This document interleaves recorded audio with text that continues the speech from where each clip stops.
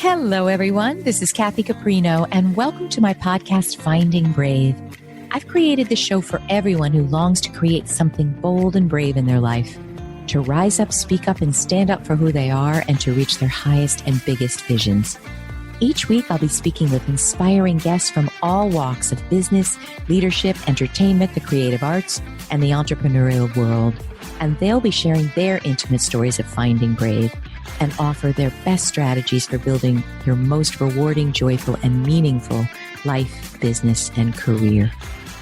Hello, everybody. Welcome to another episode of Finding Brave. It's been a little while since I've done a regular bi-weekly because we took a little bit of a break for the summer, but I literally cannot tell you how excited and honored and thrilled and anticipating what we are going to talk about today with the amazing, inspiring April Rinne. April, here you are off to the most beloved place in the world, to you, Italy, and to me too. And you are taking time to do this with me in the middle of your crashingly busy speaking schedule. Thank you for being here. I'm so grateful. Oh, thank you, Kathy. I'm delighted to be here. This is such a joy. Feels like the right time, right place, right person. Right. Oh, thank you. Thank you so much. All right, everybody. We have a lot to talk about, and it's going to be hard to even compress it into a title, but I'm going to read to you a little bit about April, who is, I truly think, everything you've gone through in life and where you are today at this pivotal moment is so deeply inspiring to so many millions. So let me give you a little bit of April's bio, but we are also going to talk about, among a million other things, your first book. That was your first book, right? Yeah, because things are coming in the future. But Flux, and you're going to tell me the exact title. No, you tell me. Superpower. Superpowers for thriving in constant change. That's it. And what we were just talking about is when this book came out, it was so relevant, but it's a million times more relevant today in ways I'm going to ask you, but I don't think anyone expected. So we're going to talk about how do we thrive through constant change and what is that? And we're going to learn all about that, plus other things April's going through and experiencing. But here we are. Here's April. April Rinne has been weaving a story about how to navigate change personally and professionally for as long as she can remember. Flux, Superpowers for Thriving in Constant Change, is the container to express this story and cast a broader vision for humanity as a whole. A World Economic Forum Young Global Leader and ranked one of the 50 leading female futurists. And I do have to talk to you. You've talked about what is a futurist. I've got to understand it from your view. You've been ranked that by Forbes. And April is a change navigator. She helps individuals and organizations rethink and reshape their relationship with change, uncertainty, and a world in flux. Trusted advisor to well-known startups and companies, financial institutions, nonprofits, think tanks worldwide, including Airbnb, Nike, Intuit, World Bank. It goes on and on and on. Her bio is amazing. As well as governments, ranging from Singapore to South Africa, Canada, Colombia, Italy, and more. Her work has been featured in so many major publications worldwide, including Harvard Business Review, Wired, Fast Company, CNBC, and more. The bio should go on forever, but we will have the full one there and the link to it on your site. Oh, thank you again for coming, April. Now, let's dive in. I can't keep you for 2 hours, which I'd love to, but can we start with where you were coming from when you wrote the book and how you see the need for a flux mindset to be a little different from what it was? Is that a good place to start? Yeah, I like that a lot. And I'll do a little bit of looking back and then the present and then looking forward. Wonderful. And, Flux itself came out in 2021. Needless to say, that was really good zeitgeist, right? We were a year into a global Oh, pandemic, this and that. And what's fascinating is that a lot of people thought, oh, that was a pandemic book. And the fact is, it wasn't. I had been working on it since 2014. Now, it had taken lots of detours and lots of iterations, but the seed of the idea And the seed of the thesis, really, which is there is more change, uncertainty, unknown flux. There's going to be more flux in the world every year that passes, not less. And Can I that ask you even that? How, and we will talk about, the pivotal experience in your childhood and how that changed you, but how did you know that? How did you know? Is it sensing? Or I know, and people you need to know, you're a lawyer, you've lived in 100 or spent time in 100 countries, you have been a futurist since the beginning of time, but how did you know that it would only get more flux? and there were different lenses that I bring to that. And I think the key is I was paying really close Mm, attention and I was taking really good notes for a very long time. And so what's interesting is as a futurist, which is like, yeah, what are the macro forces that are going to shape society and this and that? We can talk about that more if you want. yeah, But as a futurist, steeping myself in the future of XYZ, the future of cities, the future of mental health, the future of healthcare, the future of like fill in the blank. That's what futurists do.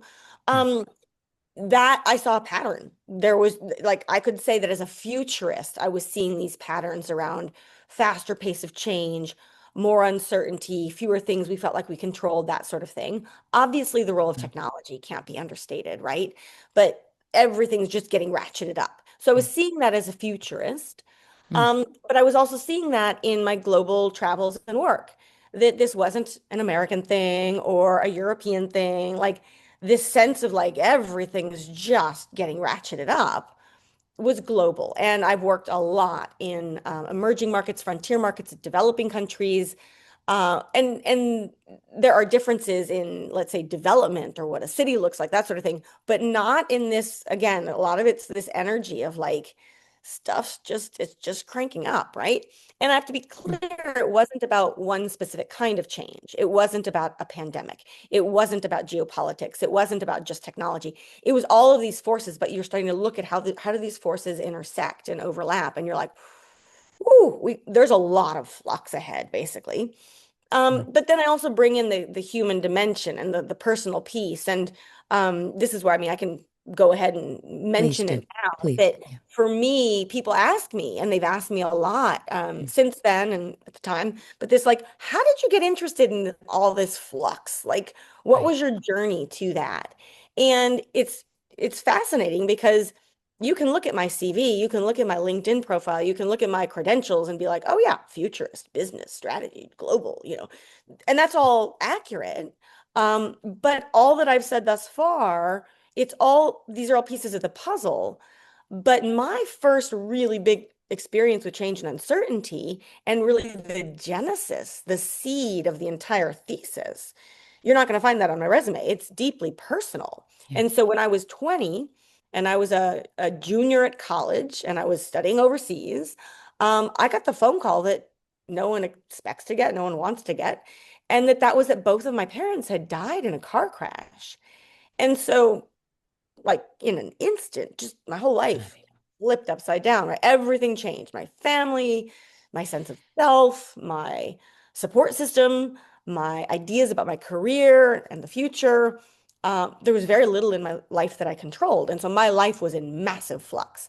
And I like wow. to bring that up because long before futurism, long before being a lawyer, long before any of the things that I might be known for today professionally, there was this deeply personal experience, which frankly is the most powerful source of, if you will, fuel that I have for how I see and what I do today.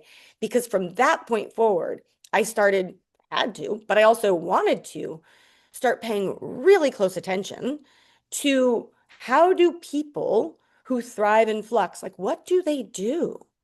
How do we learn from human wisdom? Because the fact is, I mean, I went through a particularly tragic kind of flux, but humans have been dealing with change and uncertainty ever since we've existed, Been right? This human. isn't new. And so, who do we learn from? And that took me into learning about different cultures, learning about, Wow. Greek philosophers, indigenous wisdom, all these different things. And I thought, oh, there are patterns here as well. So I bring that up because all of that feeds into my Flux thesis. It's not one or the other. It's like 1 + 1 = 11. And so I'd been having these not just thoughts, I'd been seeing these patterns as a futurist globally and with the human personal dimension for a long time. But in 2014, I just had this sense of like, there's a book here. I have to get this out. But it took a while to actually get everything organized in a way that made sense to me and was actually what I wanted to birth into the world.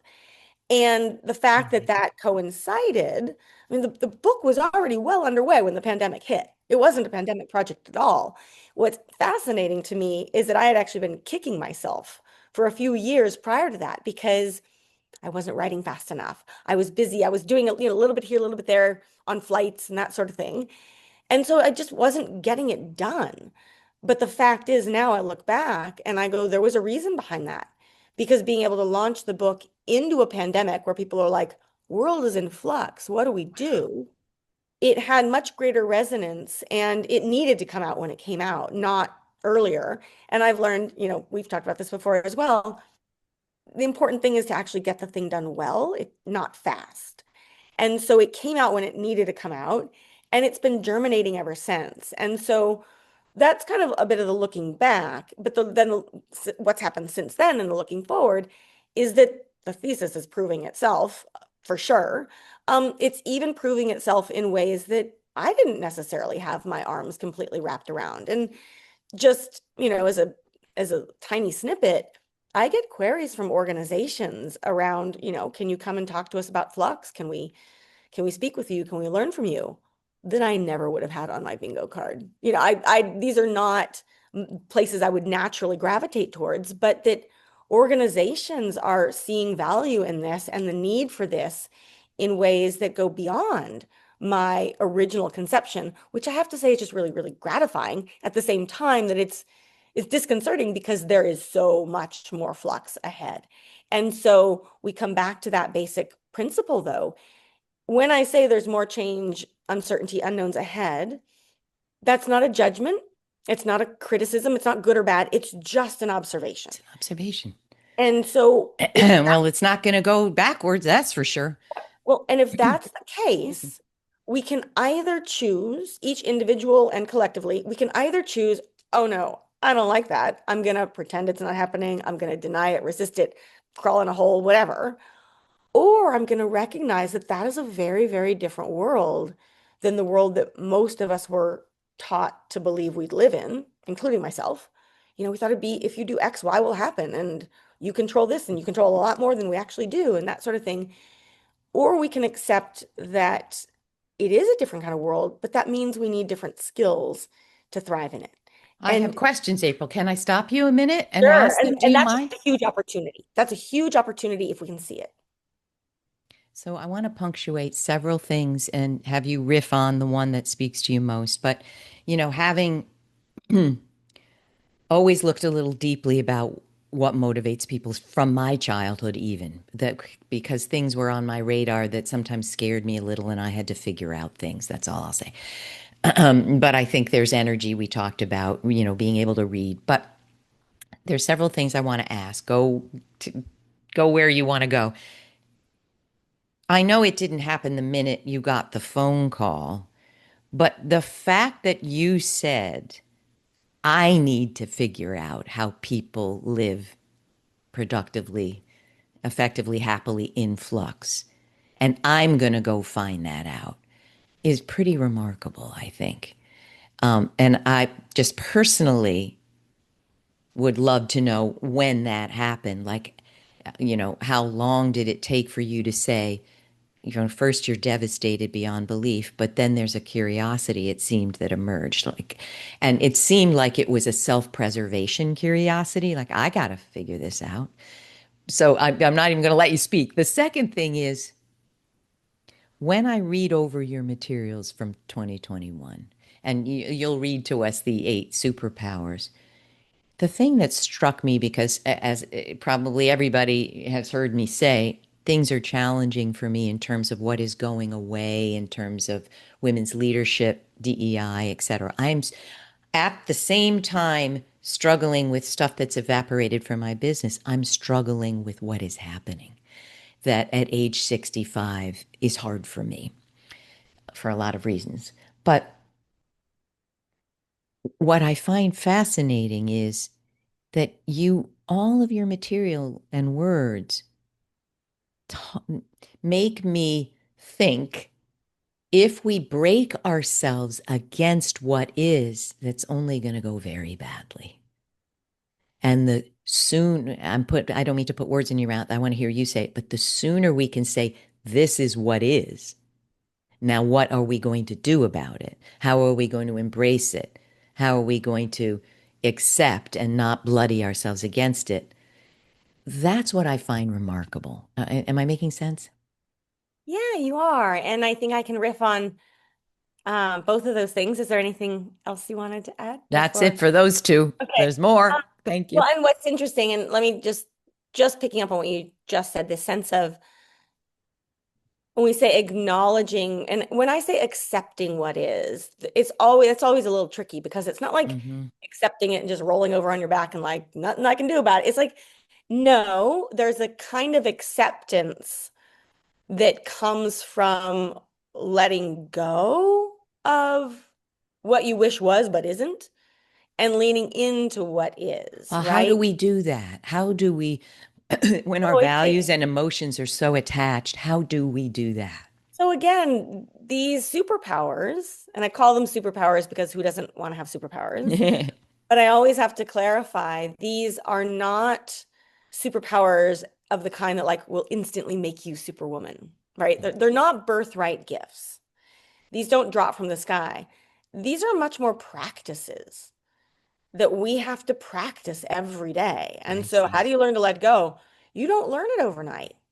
You learn it by practicing letting go of all kinds of things that the running Mm. joke is. I mean, there are a lot of think about the things you'd love to let go of in your life, but for whatever reason you cling to, bad habits or um, people that don't Uh, treat you well. I mean, there's like all these things you're like, I wish I could let go. I will often encourage people like let go of one thing that no longer serves you every day. every day. Even that's hard. Well, I mean, get really small about it. Like Yeah, get that's like really, I cheese. mean, we're talking tiny. That's how you practice. You practice with the things that are easier, are smaller, and that gives you, it's like strengthening a muscle, right? And as that muscle gets Wow. stronger, then you start seeing different things in different ways, including those things that you really, again, you don't want to let go of, but you realize that either they no longer exist as you wish they existed, Wow. or they're no longer fit for the world we live in, or they're not aligned with where you want your future to head. Like it's hard and it's painful, but in that pain and in that letting go, there is enormous freedom. There is enormous there's an enormous often sense of release Yeah. and this sense of I gotta let go of what is no longer, but that creates space for me to lean into what is. And I want to be clear though, the what is, this is the part I want to riff on because this comes up often in my work. We also run a risk when we simply assume that like what is what is. And I mean that in terms of like what is a snapshot on any given day. Yeah. It's the present, here we are. It doesn't mean it's going to be that way forever. What is constantly changing too, Wow. right? And so we have to just recognize that we Hmm. need to be fully present and accepting of what is in the moment, but it's not, the focus isn't on what is. The way I like to think about it from a future perspective is the shift of from what is, which you may not like, but it is what it is right now, but it doesn't have to be that way forever, shifting into the what if. But what if Mm. I thought about something differently? What if I tried that thing Mm. I've been afraid of? What if? And so Hmm. there's a kind of tension or a healthy tension, a happy tension. A it's like Wow. a duality there, right? So that's what I mean a bit more about acceptance. That's what I mean a bit more about the what if and the letting go. Um, I really liked your first question. Wow. I need a, or yeah, pause there, but you're gonna have to give me the one sentence, just jog my memory. I love that first question, but I'm like, I don't Yeah. think I'm What gonna, was it? I forgot. Was yeah, it that I, Oh, I find your material, your thoughts, your insights, they're exactly what I need to hear today. And can I give a really honest example of what I think you're talking about? I'm forgetting what my first question was, but I also want to know about something else. Okay, I'm taking notes, but Oh, I'm going to I be know. I know what I complete. can. Oh, go ahead then. Go No, no, ahead. you go, but then I remembered, I Oh, think, good. the first question. Wonderful. This is being completely transparent because what are you listening to Finding Brave for if it isn't? I decided to focus on supporting women because I, in my 20-year career, had some very bad things happen, hard, bad, really tough.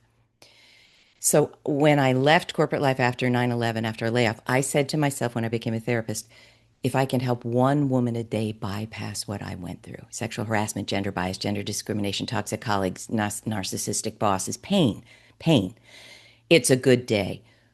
Well, what happened is I know women really well, but 30% of my clients are men. Mm. And I love working with men and they thrive and not all women and not all men are a good fit for, there's whatever, a profile. But the point is, if I really think about the shift away from if DEI is canceled, for instance, not to get political, the what if is that I'm shifting to more openly help anybody who comes to me who fits what I do. And I need to say I never turned away a man ever. I was not discriminatory that way, but my work caused women to gravitate more.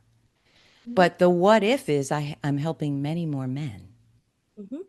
Is that a little bit what you're talking That's about? exactly what I'm talking about. And what if this thing that feels really tough and frankly, it, it's and again, we don't even have to get into it, good, bad, normative No. judgment. This the world has changed, right? Eh, What there it is. if this turns out to be the thing that unleashes, I mean, you've already unleashed many great gifts in the world to your clients, to humanity as a whole. Thank What you. if this becomes the thing that unleashes the greatest gifts that, you might not have shared with the world yet? It's Like really what true. if, like, right? And what if it helps you? And again, it's not, we don't have to get into, do we wish it were somewhere? Yeah, there's a lot of things that we wish didn't happen. I wish my parents hadn't died. But Yeah. actually, I can look back now and say, and I can say this without a shred of guilt. Um, Hmm. many, even at this point, because they've been gone so long, most of the best things that have happened in my life to me happened because my parents died. Now, oh my gosh, right? Like that's crazy. I wouldn't wish it on anybody, yet I'm grateful for it every day. That because And there's you nothing wouldn't that be the person you are. I think exactly, that's the truth. exactly. And Without any, how could you be the person you are today if that had not happened? It's just not possible. exactly. And also, I'm able to say that because there is nothing I can say that would bring them back. Right. So I've got to that, and this relates to your first question, which was like, how did you start paying attention? You Yeah. decided that you wanted to learn about this. How did you learn this? Um, there's an interesting segue because I realized there was nothing I could do that was going to bring them back. And we can think about many scenarios in which we wish it were different, but guess what? It's not changing. And so you've got to deal with what is in that moment. And I realized, and here I have to say, I mean, on the one hand, it gets more complicated, more complex, you could say. There's more than meets the eye pretty quickly. On the one hand, I was raised to be fiercely independent, Yeah. almost to a fault. Now, that is something I'm grateful for every day because this sense of I've got to figure this out. I did have an independent streak that I don't think everyone has. But also, where it got me in trouble was that I had also been taught to believe, for the most part, not entirely, but for the most part, that it was all up to me. Like, don't look to someone else. Like, you've got to figure it out. And so it kept me from getting close to other people. It kept me from asking others for help when I probably should have. Wow. And I learned, here's the thing, I learned to do that over time. I had to practice that. I had to practice trusting others. I had to practice vulnerability. I had to practice lots of things that ended up in Flux, in the book as superpowers. but I certainly didn't have those on day one. I had to learn by doing. And so There you go. even today, when people are like, oh, these 8 superpowers, you wrote this book, you must have mastered all of them. And I'm always like, I am exhibit A. Like, I am practicing these things every day. And I can tell you that I'm much better at all of them now than I was 10 years ago. But I can also say I'm a work in progress. We are all works in progress. And no sooner than you think you're good at one of them, some other change is going to happen and it's going to, Oh, I humble you, love that show you you what you have say left. it. And frankly, I feel the best thinkers and visionaries and authors write the book they need. Yeah. And they don't just throw it on the shelf. I still read The Most Powerful You. I open it to my book, a page. I'm like, okay, I needed that today. I mean, if you told me you mastered it all, I'd be like, this, then I it's would be not. worried. Yeah, exactly. Well, and Okay, we it's got a narcissist on deck. exactly, no, you're absolutely right. And it's the book I wish I'd had, right? And I think, and we've talked about this before too, careers and this idea of, I wish I'd had people telling me that there was more than one way to build a career. I sensed it inside and I looked around and all of a sudden I didn't have parental accountability. So I didn't have parents saying, you've got to go do this or got to do that. But at the same time, I had to be self-sufficient because I didn't have a backstop. And so my career mattered a lot, but I was also like, I just don't see getting on a ladder that someone else built and they told me to climb it and somehow I'll find success and happiness at the top. I was like, I might not be here at that time. I might die too. I had this very clear sense of mortality and I was like, I think I can find success and happiness like maybe right here, right now, if I did something There differently. you go. Right. And so I started that whole portfolio concept. I didn't start it, but I Yeah. learned about it and I Immersed yourself in it. exactly. And I started curating it way back when. Wow. Got all kinds of flack for it. You're crazy. Your career is going to implode, this, that, and the other. And I was like, I think there's something here.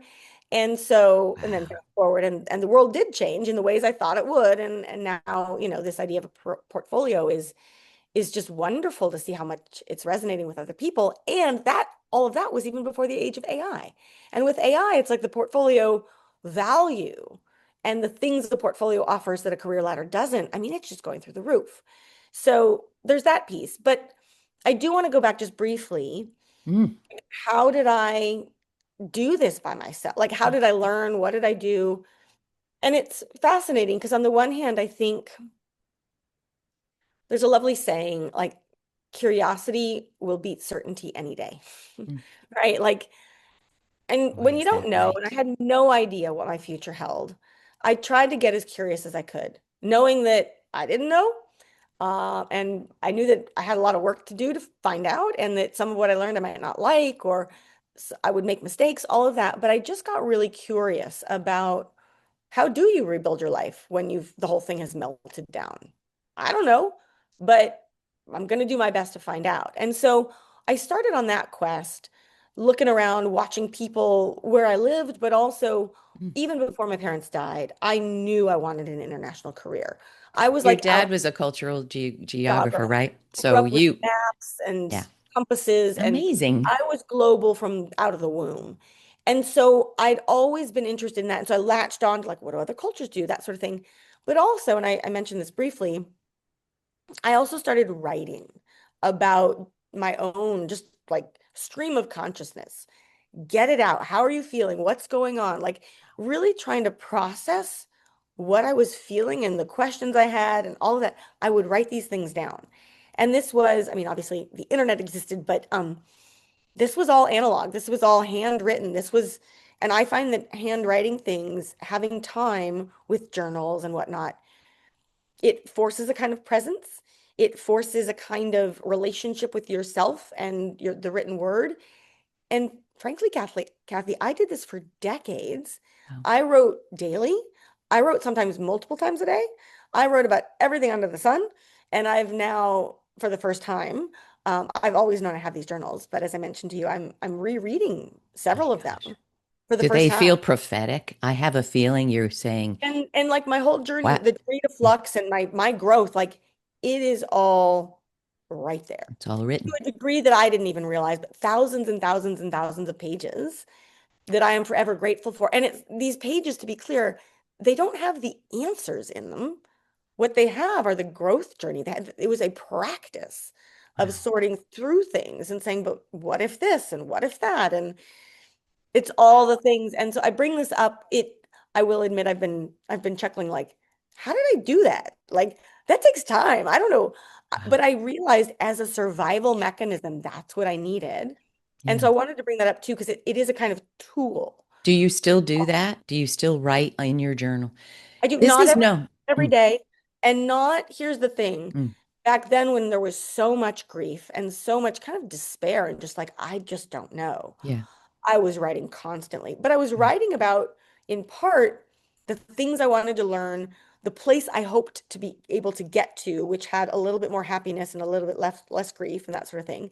And what's fascinating is with time and practice and showing up every day and doing this kind of work, I did get to a place where I had a bit more happiness. I could see things in its broader perspective. And the moment I started Wow. being more present in the world, I thought like I journaled less. I didn't need it as Right. much. But what I've It, learned now is I know when I need it. And yeah. so I still journal, but not every day. It sounds to me like it tethered you. I mean, when I'm going through even now, difficult times, I'm disconnected to my I feel untethered sometimes. And that practice or other practices, it gets you out of pure isolation, I think, and it grounds you to who you are and what you're thinking. Is that right? Is that how you Very felt? much so. Very much so. And one thing I'll also add today that I wouldn't have known, I wouldn't have seen back then, I wouldn't have even seen it probably 5 or 10 years ago, is that the journaling, and what's becoming really clear reading mine, but I think it does hold for everyone. When you journal, if it's this kind of like just like introspection and but what if and how you're feeling and all that, you're really cultivating a relationship with yourself and That's your it. self-awareness and your intuition. And I do think that today's world, we've done such a marvelous job disconnecting Distracting ourselves ourselves from from ourselves. ourselves and obviously from other people too, but from ourselves. We can just scroll all day. We never get to know ourselves. And so the journaling also allows that inner growth and that inner wisdom to come out. So beautiful. I'm going to keep you 5 more minutes if you can bear with. Of course, And oh, I'm going to I'd love ask to stay here all you, day with you oh, too. I love it. And you have to pack to go to Italy. Yeah. You're going to tell us the most important thing you think we have to, make sure we cover. But I have to ask you this. We talked about energy, we talked about intuition. I mean, you're a I'm not blowing smoke. You're a remarkable human being with a life experience. I think that is so different and remarkable and such an amalgam of talents that our world needs you desperately. I don't say that lightly. And I have to ask you this. I want to be more of a futurist and not be so blindsided as I was recently. Can I ask you this honestly? Does your insight about what is happening, what will happen in the future, is this going to be hard to answer? I mean, challenging. Come mostly from simply your intuition based on everything you just said you do? Mm. Or is it from researching? Like you knew AI would take over because, yeah, I'm looking at the World Economic Forum. I'm listening to the AI. Or is it you just sense it? Oh, what a great question. And I will say, I wish I could say it's just sensing. It's not. It's research. Not. What do It's you not. But I, research but so I, that we all, if but, we want to be but more futurists? here's the thing. I think the real wisdom and the clarity that can come with, and again, I'll back up a moment and just say a little bit about futurism itself. Yeah, The lots of people can write reports about this stuff. right. The wisdom, the clarity, the like, what do we do that's not a 10-point bullet checklist kind of thing? That's the sensing. So people who have the intuition, people who have the ability to to make sense, to read some of these tea leaves, but also to just, frankly, to just know, that is what sets apart, like, if you will, like the greatness, the ability to be accessible to everybody. So just very briefly, It really depends. So if you think about, and for very in very simplistic terms, futurism, and I should say too, I never set out to be a futurist. Like that wasn't my goal. Along the way, I had this portfolio career. I was doing, lawyer, investor, advisor, traveler, yoga, like whatever. And Handstander. other people said to me, "You're a futurist." And I was like, no, I'm not. I don't think I am. And they were like, "Oh no, the work you're doing is definitely that." And I looked into it and I was like, "Oh, this is fascinating." Because at the time I was independent professionally, still am, but I was independent professionally. And so I've never been defined by titles. I didn't need one title, but I also could pick any title I wanted, give me one, give me 10. And I thought, you know what? Wow. I'm going to Wow. try on the title futurist for, 6 months. I'll see if it fits, right? If it makes sense, if when I introduce myself, I like what I get to say, if, how do people Oh, pick up on that? And that was years ago. And what I found is that it really fit. yeah. Now, within the world of futurism, there are a lot of people who assume that futurists are either, these like tech, like Yeah. rah tech is going to solve everything, Right. wearing glasses, like all the gadgets. Right. Not me at all. No. And you do not have to be pro technology to be a futurist. Right. Or they assume like tarot cards and crystal balls, and you're like, no, it's not that either. But you are researching a Mm. lot, depending on the future of XYZ that you're looking at. And I mentioned, the future of cities, the future of mental health, the future of education, the future of work, right? These are all themes that futurists will look at. Now, I can assure you, let's just take the future of work, right? Germane to what you do. You will be reading a lot of reports, but the beautiful thing is you're not relying on any one of them. Right. You're actually scanning to say, where are there patterns? And also, what are we missing here? And who are the voices we want to focus on? So you're doing a lot of research. Right. I can't underscore that. But you also, for me, the Mm. research has to match up. And I don't want to say my own lived experience. I realize I'm an N of one. It has to map with the patterns I'm seeing on the ground, Yeah. with the conversations I'm having with others, with, again, the global piece. And in my experience, the reports that are produced by large institutions often don't match up with the conversations you're having on the streets. And so the gift, and I think it's not just intuition, but the ability to blend. I need the research to give me a kind of baseline. I've got to do the reading some tea leaves and intuiting and talking and adding that human dimension. And that piece has always been the game changer, not the reports. But you will not get the credibility that you need as a futurist if all You you're doing is just, conversations. You've you got to be know, able, I will say, I have my own Kathy Caprino digital tool, Kathy Caprino yeah, AI. And I think, tell me what you think. When I saw what AI can do, and I love it in certain ways, don't get me wrong. I love how it helps me as a writer, whatever. I wanted to create that tool to give accessible, affordable access to coaching. I just knew I did. And, a wonderful AI team helped me do it. Part of that is I didn't judge it. mhm. So, do you think that that is part of being a true futurist? If you get clogged up with your values, your judgment, it's bad, it's going to hurt, it's hard to actually see clearly. Does that make sense? Yeah, well, a lot of what happens in futurism is one of the practices, if you will, of most futurists is this concept called scenario mapping or Yeah, scenario planning, right. where back to the what is versus what if, there is no one future. We don't know what the future is. What we know is that there are a million different futures, plural, that could play out. Each one of them is a scenario, right? I see. And so what you're doing is mapping out what are all the possible things that could happen. And it's like, it's huge, right? So you do that, but then, and so you can't get too caught up into it's got to be this or that or good or bad. It's like, here it is. Hmm. And then you're tracking as the future unfolds, so to speak, which of those scenarios is actually bearing fruit? Which one is actually tracking to to what is going to happen? Wow. And that's where people who have there's a kind of clarity that can come with that kind of seeing. But again, you have to be actively practicing the pattern finding and the sense making and to your point, you can't, so you don't want to have hard and fast opinions on good or bad or this will or won't happen. But it is helpful, and I found, you're careful in how you communicate this. But let's say you're looking at 100 different scenarios, right? Right.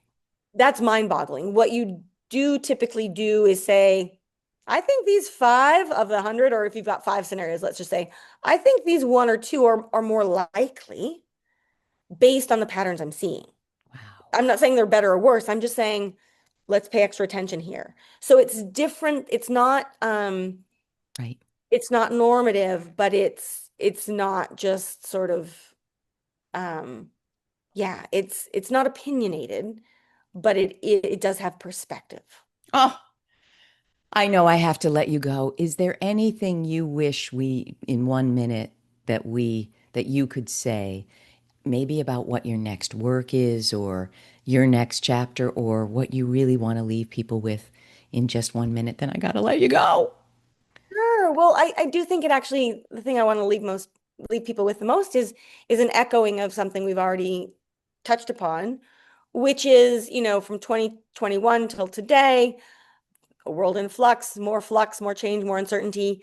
Um, from Mm. today onwards, that trend is going to continue. And so I want to leave people with, there's no reason to be afraid of that or be angry or upset. I mean, you can choose to do that, but it's not going to help. I find anger and worry just don't do a lot of good. We can see that as either, oh no, what am I, get angry, or we can say, wow, that's a different world than I thought we were going to have. And so that's an opportunity for me to level up and for me to build this awareness and improve this relationship to change. And if we see it in that way, we can see it as kind of an opportunity of our lifetimes. And that's actually where some of my work is also focused, rather, or going beyond flux, Mm. going beyond but related to flux, in that flux is like, how do we deal with constant change in the here and now? Helpful, important. We need those skills, we need those superpowers. But then there's also this question of, okay, let's say I've mastered the superpowers or I'm working on them. How do I still think about my life design for the years and decades to come Wow, if April. we don't know what the future holds? Like, how do we take any action at all when we just don't know? And so I think, that's not just in the here and now, that's also looking towards how do we design a life? How do we design a future? For some people, how do I design a career? But like over time, not just in the here and now.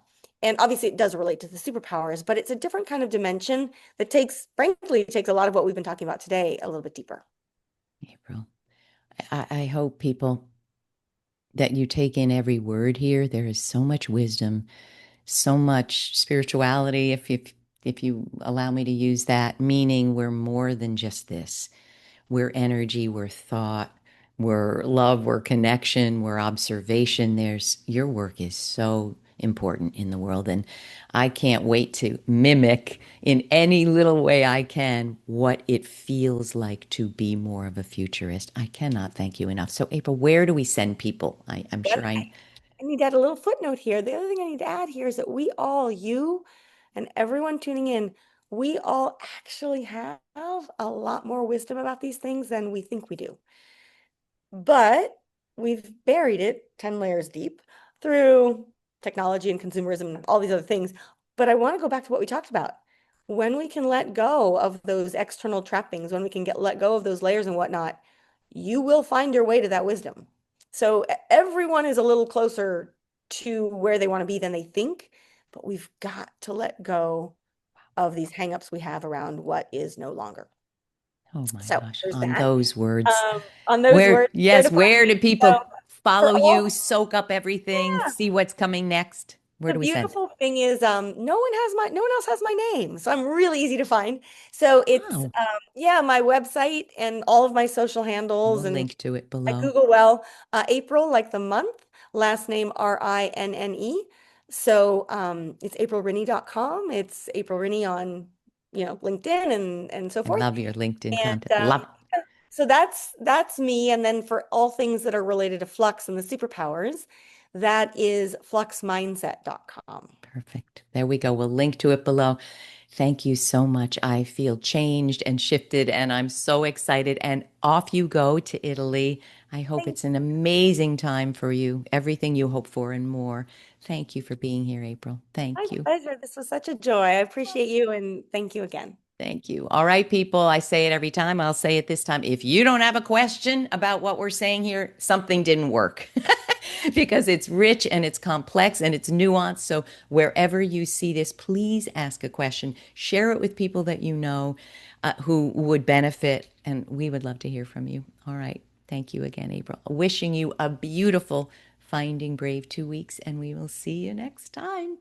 Thank you. Thanks so much for joining us today. And please don't forget to check out findingbrave.org for more programs, resources, and tips. And tune in next time for your weekly dose of Finding Brave.